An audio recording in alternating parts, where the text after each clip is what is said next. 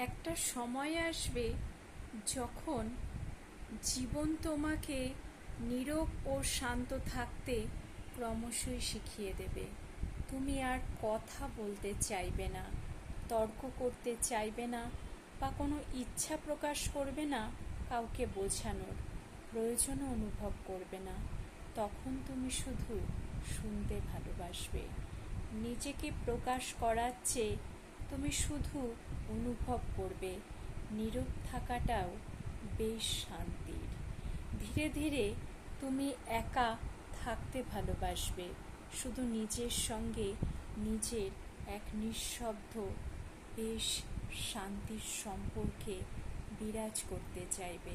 একটা সময় আসবে যখন তোমাকে জীবন নতুন মাত্রায় অভিযোগের মাত্রাতিরিক্ত সুর থেকে নিজেকে সরিয়ে ফেলবে। তুমি আর কারো অভিযোগ শোনার মতন জায়গায় থাকবে না। একটা সময় আসবে যখন তুমি নিজের আমূল পরিবর্তন করতে চাইবে।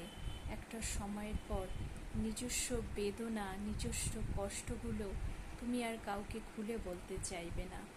বয়সের পরিণতি, বয়সের ভারাক্রান্ততা তোমাকে একটি পরিণত মানুষে পরিণত করবে। পিঠ পিছে মানুষ হয়তো তোমাকে নিয়ে হাসবে, তোমাকে নিয়ে বিদ্রূপ করবে। তার তোয়াক্কা না করেই তুমি নিজেকে নীরব ও শান্ত এক নির্জীব দৃষ্টিতে পরিণত করবে। সমস্ত কিছুই যেন এক সয়ে যাবার মতন।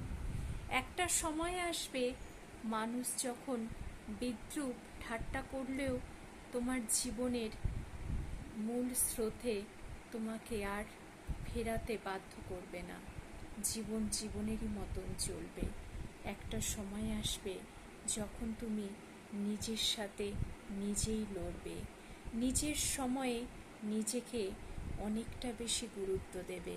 মানুষ তো ক্ষণিকের এক আশ্রাদিত মানুষ মাত্র। তারা আসে যায়, তারা সমালোচনার ভিড়ে তোমাকে সমালোচনার মধ্যে ফেলে, তোমাকে নিয়ে বিদ্রূপ হাসি ঠাট্টা করে। তুমি তার মাঝে হয়তো আর সেই সময়টুকু সামিল হতে চাইবে না। তোমার নীরব শান্ত দৃষ্টি তাদের কেমন নির্বাক শ্রোতায় পরিণত করবে।